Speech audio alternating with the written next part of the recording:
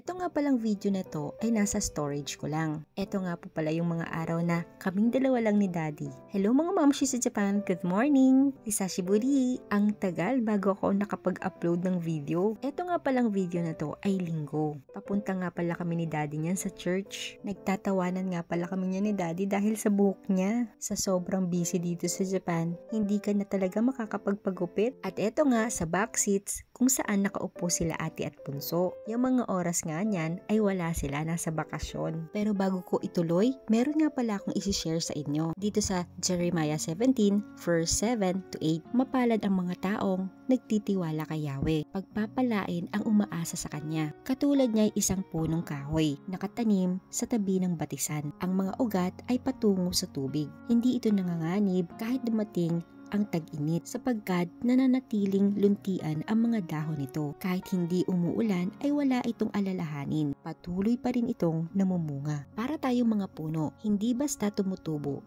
at lumalaki ng mabilis. May ugat na lumalalim, may sangang lumalawak, at may mga dahong nagbibigay buhay. Ang puno bago maging matibay at mataas, kailangan munang mag-ugat ng malalim. Hindi ito minamadali.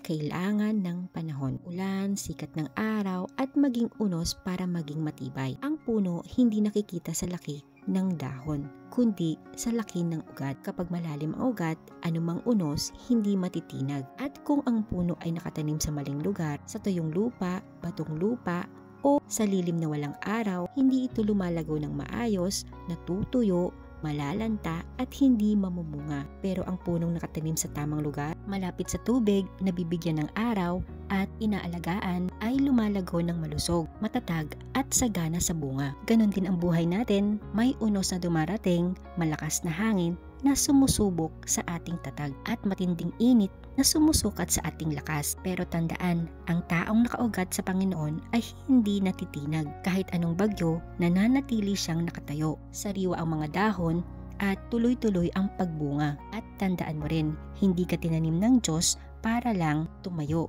kundi para maging kanlungan, para magbigay lilim at para magdala ng bunga na magpapakain at magpapalakas sa iba. Kung sa tingin mo'y nahihirapan ka, baka nasa maling lupa o maling lugar nakatanim ang puno mo. Maling relasyon, maling kaibigan, maling desisyon, maling gawain. Talagang unti-unti kang matutuyo. Pero may magandang balita, pwedeng ilipat o baguhin ng Diyos ang iyong puno, ang iyong buhay. Pwede kang itanim ng Diyos sa tamang lupa, tamang lugar, kung saan may tubig para ikay manariwa muli, tumibay at mamunga ng masagana.